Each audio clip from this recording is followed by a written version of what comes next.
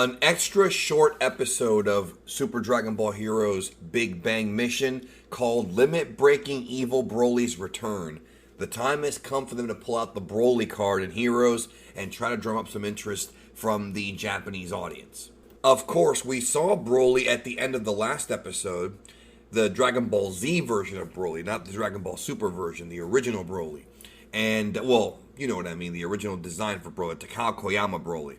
And so we knew about this ahead of time, and they also revealed Limit Breaker Broly a few weeks ago. They were going to do it, maybe even before then. So Limit Breaker Super Saiyan 4 Vegito is fighting Fu, and as they're fighting, Fu does something straight out of a JRPG. He changes the scenery of the battle to like a cathedral or something like that. It was a very unique thing, and I gotta give them credit for creativity. We haven't seen something like this in Dragon Ball, at least not quite like this, ever. And I thought that was kind of a creative thing. You know, we're kind of reaching for good things here when it comes to Heroes sometimes, but that is something that I did think was kind of cool. And then as they're fighting, Broly shows up. Dragon Ball Z Broly in his legendary Super Saiyan form, and he attacks Vegito. Super Saiyan 4 Limit Breaker Vegito is attacked by Broly, and Broly's actually like, you know, pushing him back. So I cannot even imagine what some Broly wankers are going to say about this. I cannot even imagine, yo. Remember, this is Dragon Ball Heroes, and nothing makes sense, nothing matters. But, geez, dude, I'm already seeing the post about how Dragon Ball Z Broly's the strongest character in the history of fiction because he was able to push back Vegito 4 with Limit Breaker. I mean, it's expected, but it puts a smile on my face because I know what's coming. Debates about how strong Broly is have been going on for, gosh, 2 decades, yo, since the character was first introduced, yo. And Broly fans are notorious for always highballing the character, sometimes to unrealistic proportions, but now they have a piece of official Dragon Ball media, whether or not it's a video game promo or doesn't matter to them, that they can use now to validate their argument. Now, obviously, the Heroes version of Broly, albeit the Z Broly, is still not the same Broly they fought in the actual Dragon Ball Z movies. This is like an alternate universe version of Broly, so there is that asterisk on the character as well. And interestingly enough, Demigra actually brings up Time Breaker Broly and how he was at one time under their control or under the control of the Dark Makai. And he brings up the fact that Broly's power has increased substantially due to all the fights he's been in and the times he's come close to dying. So at least they explain it here. At least here it's not like it's just thrown out there. Like there's actually an explanation as to why this Broly is stronger, although realistically speaking, this Broly should not be as strong as he is. Still, at least they try to explain it, and I respect that. And I mean, the reason why I respect it is because Heroes almost never explains anything. So Vegito and Broly are fighting, and it's a decent fight for Hero standards. Don't expect anything on here on the level of like a Shida or a Tate or a Shintani or any of those guys. Forget it. Nothing from Super Broly is going to be on, you know, don't even compare it to the Broly movie. But it's whatever, it's fine. It's not offensive or anything. And what happens is Vegito delivers an uppercut to Broly's gut, and then Broly backs away and then powers up and transforms into Super Saiyan 4 Limits Broken. So the dude already knows the form, he's already has limits broken, and now that he's got this power, yeah, even Vegito's like, whoa, like even he's shocked, you know. I actually thought this transformation was pretty decent. Simple, but decent. And if you thought the Broly rampage was over, you are sadly mistaken. Vegito Blue shows up.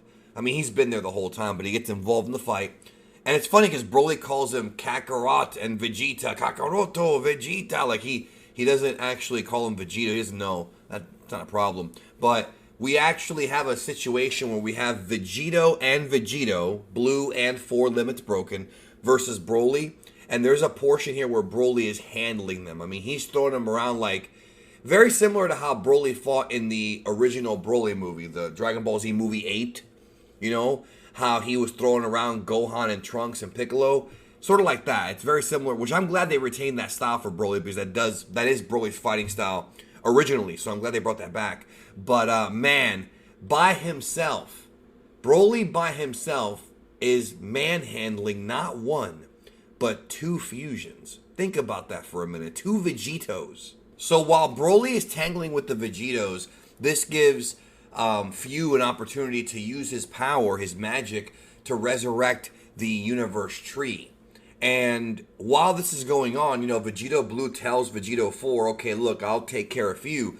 And it's interesting because Broly comes in for a punch. He does basically what's a jujitsu reversal, or it's just more of a judo reversal. Does like a judo reversal into a giant sort of sphere of light. And that's like the last time that we saw them in this episode. It's kind of left ambiguous as far as what happens to Vegito and Broly. But Limit Breaker Vegito's still around. And then it's sort of implied, based on the next episode preview, that Few is going to be successful. Not the next episode preview, the next episode title, that is. That Few will be successful. And that he will indeed create a new universe with this tree. And I find it very interesting that most, if not, well, not all, but most Dragon Ball fans really want the multiverse expounded upon. And I've seen a lot of folks talk about how they want Super to kind of do this. And yet Super, arc after arc, remains in Universe 7, whereas Heroes is doing all this stuff with multiverses and Gods of Destruction and new universes. And yet the product is so mid, right? It's so, like, mediocre that it's not even worth it. And it's almost like you wish they would switch places. Like, just have Super do all this multiversal stuff and have Hero stay in Universe 7. But it's just so unaligned and so out of whack, But that's just the way things are. What are my thoughts on the episode? I mean, it was whatever. If you're a Broly fan, you're going to love it. I thought it was fine, honestly. It wasn't, like, one of the worst episodes. It wasn't really too great. It was just kind of middle of the road, just typical Heroes. You know what to expect. And if you're still watching this promo anime, if you're still into it, all right. I mean, cool. I mean, I'm watching it too to see what happens, and because I love Dragon Ball, but I mean, it's not really lighting my world on fire, and it really hasn't for quite some time. And I think hoping that it will might be foolish. I don't know. What do you think? Anyways, I'm going to close the video out now. Thanks for watching, and let me know what you thought about episode 10. Yes, this is episode 10 of Dragon Ball Heroes Big Bang Mission. And the Big Bang Mission story arc is probably coming to an end very soon. And I remember them announcing something is coming sometime in the spring, like a new Dragon Ball Heroes promo anime arc, aka like a new arc for the video games in Japan. So we'll see where they take this storyline with Few, because I do think it's going to blend into whatever the new arc is. So I think it'll be a continuation of what's going on here. It won't just be a reset button. But they've already pulled out so many rabbits out of that hat that I don't know what they have left to give us. But hey, we'll see. Anyways, that's it. I'm out. Talk to you soon. Take care of yourself.